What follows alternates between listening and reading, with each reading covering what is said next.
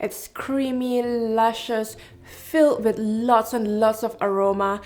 This is Nasi Minyak. Now, nasi means rice, minyak means oil, but is it just oil and rice? Well, there's a lot of ingredients to it. In Malaysia, Nasi Minyak is eaten for during weddings, and if you talk about Nasi Minyak, people will be asking, where's the wedding? If you want to know more about this recipe, well, check out the rest of the video to learn how to do it. Nasi Minyak goes really well with the next recipe that I'm cooking, and that's because of the flavors that it's very creamy, fatty, I don't know, and it's also very fragrant. It's just so delicious, especially when you eat it with, I'm not going to tell you what's the next recipe, but you have to check that out. For this recipe, we have to chop a few ingredients first. We'll start with shallots.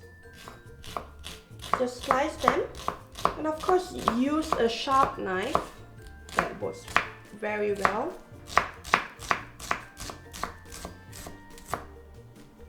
Then onion.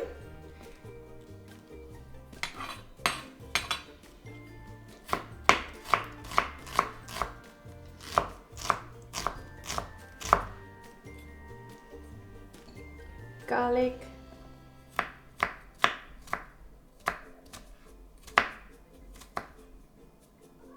Now, if you do not like to bite into chunks of garlic, of course, mince it like what I'm doing here.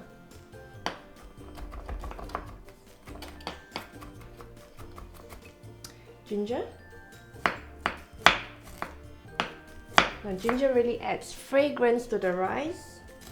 Instead of mincing or slicing like this, you can also blend it. It's really up to you, as long as the flavors and the fragrance really comes through, and that's why we cut it. But if you like, you can also blend it to make things easier. As for lemongrass, as usual, the lowest part of the lemongrass, we are only going to take that. And for this, I'm just going to use the tip of the knife. It's a very sharp knife. Just going to bruise it. And using the back of the knife,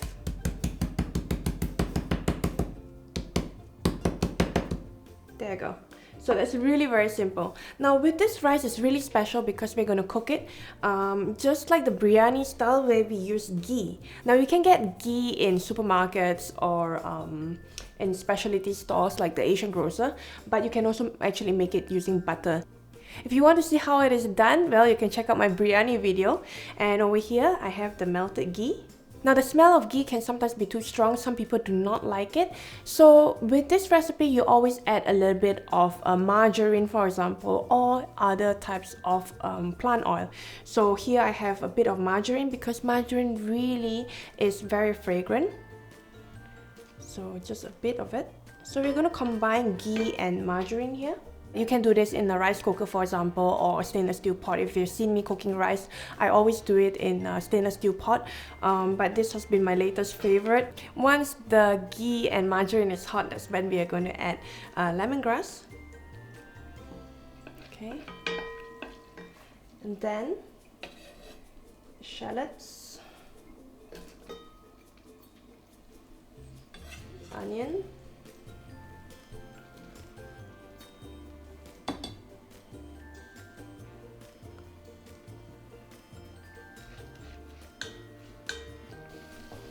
once you smell the shallots and the onion, that's when we're going to add the minced ginger and garlic.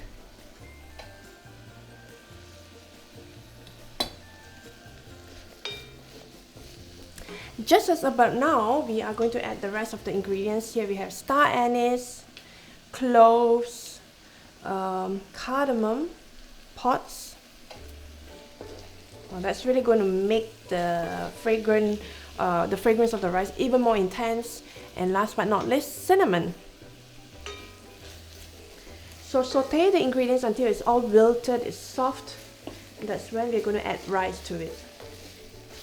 So it is also when it is wilted, you would smell the rest of the ingredients coming together.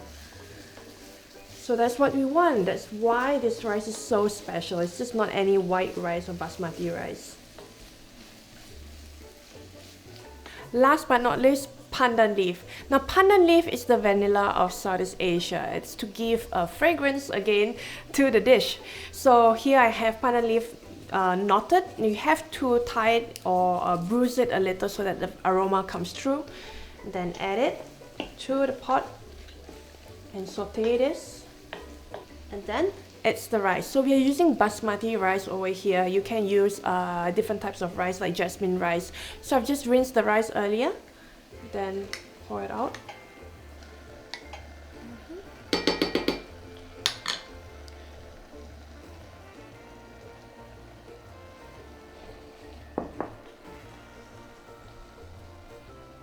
So what's going to happen here is that all the rest of the ingredients is going to mix through the rice, and then you're going to toss the rice in ghee and also margarine with all the aromatics. So you can sort of imagine how awesome the rice is going to be. And at this point of time, I can smell it, even though you can't, but you can really see how it's coming through. So the rice is really shiny, it's beautiful. And now you're going to add a very special ingredient, and that's evaporated milk. So when you add evaporated milk to the rice, and as it cooks, it's going to be really fluffy, and it's also going to be very creamy. Now it's not just evaporated milk, we are going to add water as well. So this recipe is actually for 2 and therefore the rice is also for 2, but the basic understanding to this recipe is that if you're adding evaporated milk, it's going to be 1/4 of the water that you use to cook rice. So we're just going to add water. So if you're using a rice cooker at this point of time, transfer it to the rice cooker and then cook rice as usual. And because we're not using rice cooker, we're doing it manually. So we're going to wait until it starts bubbling. Now this is at almost the highest heat. Let it really bubble. Now it's boiling. Just before we put the lid on, I'm going to add a pinch of salt. Now a pinch of salt is going to enhance the flavors, and that's what salt does, right? So stir it. Okay. Put the lid on, reduce the heat. So it's about 15 minutes, the rice should be already cooked. We can check that out. Let's see. It's beautiful, right? So we are going to add 2 more things or 2 more ingredients to the rice. And first of all, we're going to add coriander to the rice, and that's really to enhance the smell of the rice. If you do not like to eat coriander, do not worry, because we're just going to put it right on top of the rice. And the next ingredient, this is turmeric. So turmeric is actually added to color the rice. Now normally you would see that people would add coloring to the rice, but I do not prefer that. If you want, you can add yellow coloring to the rice, but I'm going to use a bit of turmeric powder, add it with a bit of water, stir well. Before that, switch the stove off. Do not do anything else. We're not going to continue cooking the rice, but the heat from the cast iron will continue cooking the rice. If you are using the normal pot of rice like stainless steel, that would also do the same. So you really do not need to do much, but you can just remove the pot away from the source of the heat so that the heat within the pot will continue cooking the rice. And that's why the rice should remain fluffy once you serve it later. So there's really nothing else to do, but we're just going to wait later. So if you want the rice to have a little bit more darker color, of course food coloring will do, but I like to make it natural, that's why turmeric. But do not put too much of turmeric, because then you taste too strong of a flavor when it comes to turmeric. I personally do not like it, but I just want the color. So we're going to leave this aside for about 10 minutes, and then we can serve the rice. After 10 minutes, the rice is now finally ready. We're going to take a look at it. At this point of time, you first smell the evaporated milk, and then close, and all the aromatics, they're all coming together. It smells so good, guys. Ghee coming through. It smells so good. Now have a look at it. So there is coriander on top, so I'm just going to remove the coriander. You can mix it into the rice if you like. If you do not like coriander, of course remove it. And the next step is really just to mix the rice. So remember, we added turmeric water around it, and not throughout the whole pot.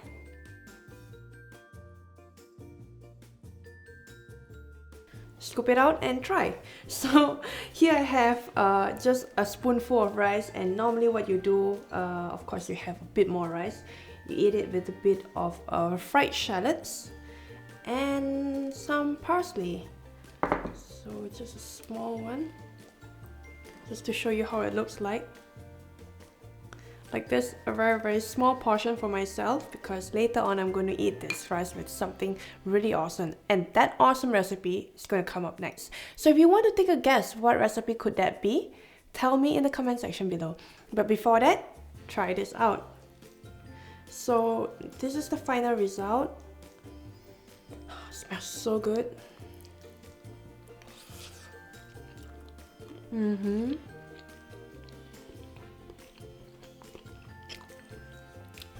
Oh, delicious. It's creamy. I really love the flavors of the ghee and also margarine in it. You actually taste a little bit more of ghee instead of margarine because of the proportion that we added. There's more ghee. And then having fried shallots on it, it's just amazing. I mean, everything with fried shallots is just amazing. So guys, if you want to learn more about the proportion, the ingredients, check out the link in the description box. I have the full recipe for you over there. And when you're on the website, remember, create an account, join the community, you get to vote, you get to save recipes, and so much more fun stuff. I'll let you know more fun stuff when it comes, especially if you are subscribed to our newsletter. And if you're not, quickly subscribe to it. What are you waiting for? I'm going to send you awesome recipes, simple recipes during the weekdays, and then a little bit more tougher ones when it comes to the weekends, because those are our weekend projects. So till then, I hope that you have enjoyed this recipe. Try this recipe, and till then, happy cooking!